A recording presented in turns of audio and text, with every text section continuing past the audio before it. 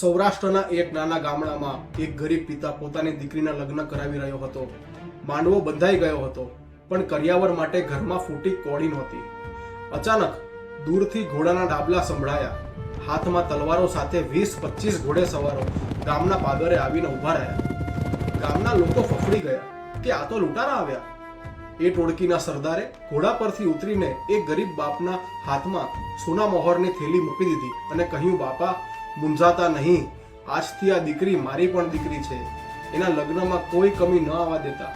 અને આટલું કહીને કોઈનો આભાર માન્યા વિના એ ઘોડે સવારો પાછા ગીરના જંગલોમાં અદ્રશ્ય થઈ ગયા. નમસ્કાર મિત્રો, મેં જે કિસ્સો કીધો એ કોઈ ચમત્કાર નહોતો. એ હતા આપણા સૌરાષ્ટ્રના બહારવટિયા. સૌરાષ્ટ્રના એવા શૂરવીરો જેમણે દુનિયાને બતાવ્યું કે બહારવટીઓ એટલે માત્ર ડાકુ નહીં પણ ગરીબોનો બેલી. મિત્રો, યુરોપમાં જેવો રોબિનહુડ પ્રખ્યાત હતો, જે અમીરો પાસેથી લૂંટીને ગરીબોને આપતો, બરાબર એવું જ પાત્ર એટલે આપણા સૌરાષ્ટ્રના બહારવટિયા. બસ એક મોટો તફાવત હતો.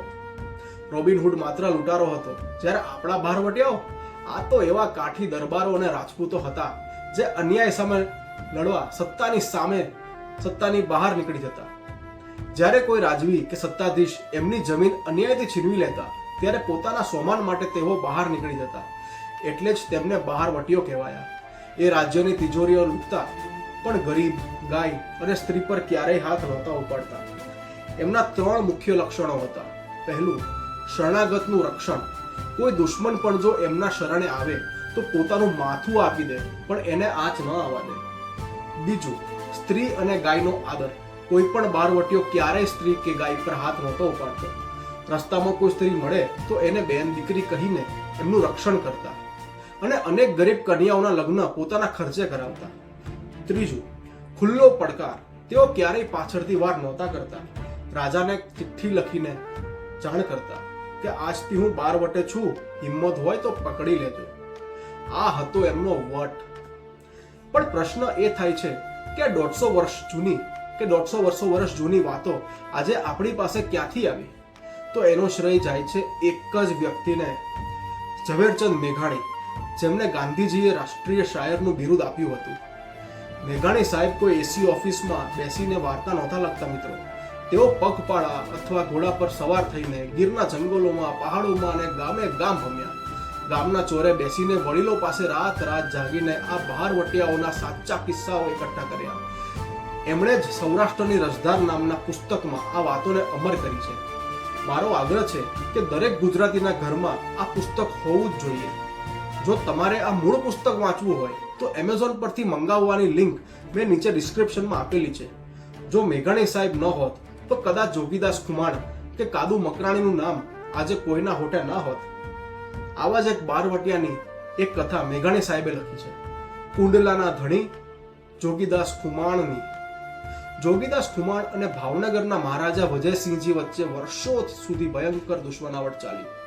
ભાવનગર રાજ્ય મોટું, એમની પાસે મોટી ફોજ અને સામે જોગીદાસ ખુમાણ મુઠ્ઠીભર સાથીઓ સાથે ગીરના જંગલોમાં બહારવટું થયા. પણ આ કોઈ સામાન્ય દુશ્મનાવટ નહોતી. એમાં એક ગજબની મર્યાદા હતી. દુશ્મન ભલે હોય, પણ બંને એકબીજાના શીલ અને શૌર્યની કદર કરતા. આ બંને વચ્ચેના આદરનો એક નાનો પ્રસંગ કહું તો વર્ષોની દુશ્મનાવટ પછી જ્યારે જોગીદાસ ખુમાણનું અવસાન થયું, ત્યારે આ સમાચાર ભાવનગરના દરબારમાં મહારાજા વિજયસિંહજીને આપવામાં આવ્યા. આ સાંભળતા જ મહારાજ, જે એક મહાન રાજવી હતા, એમની આંખોમાં ચોધાર આંસુ વહેવા લાગ્યા. દરબારીઓ આશ્ચર્યમાં પડી ગયા. કોઈએ પૂછ્યું, બાપુ, તમારો તો મોટો દુશ્મન ગયો, હવે ભાવનગર નિરાતે ઊંઘશે, તો તમે કેમ રડો છો? ત્યારે મહારાજાએ જે જવાબ આપ્યો એ સાંભળીને રૂવાડા ઊભા થઈ જાય. એમણે કહ્યું, મારો દુશ્મન નથી ગયો, મારી મર્દાનગીને, મારા ખમીરને પડકારનારો મારો સાચો હરીફ ગયો છે. જોગીદાસ જેવો ટેકીલો દુશ્મન હવે મને ક્યાં મળશે? આજે આપણી પાસે બંદૂકો છે, કાયદા છે, પણ શું એ જમાના જેવું ખમીર અને ટેક છે ખરા? લોક સાહિત્યની આ વાતો આપણને માત્ર મનોરંજન નથી આપતી, પણ જીવનમાં મર્યાદા અને ટેક કેવી રીતે રાખવી એ શીખવે છે. જો તમે ઈચ્છતા હો કે હું મેઘાણી સાહેબની સૌરાષ્ટ્રની રસધારમાંથી બીજા કોઈ શૂરવીરની વાતો લાવું તો કોમેન્ટમાં ચોક્કસ જણાવજો. અને હા, જો તમારે આ બધી જ શૂરવીરતાની વાતો જાતે વાંચવી હોય તો સૌરાષ્ટ્રની રસદાર બુક ખરીદવાની લિંક ડિસ્ક્રિપ્શનમાં છે, એ જરૂરથી ચેક કરજો.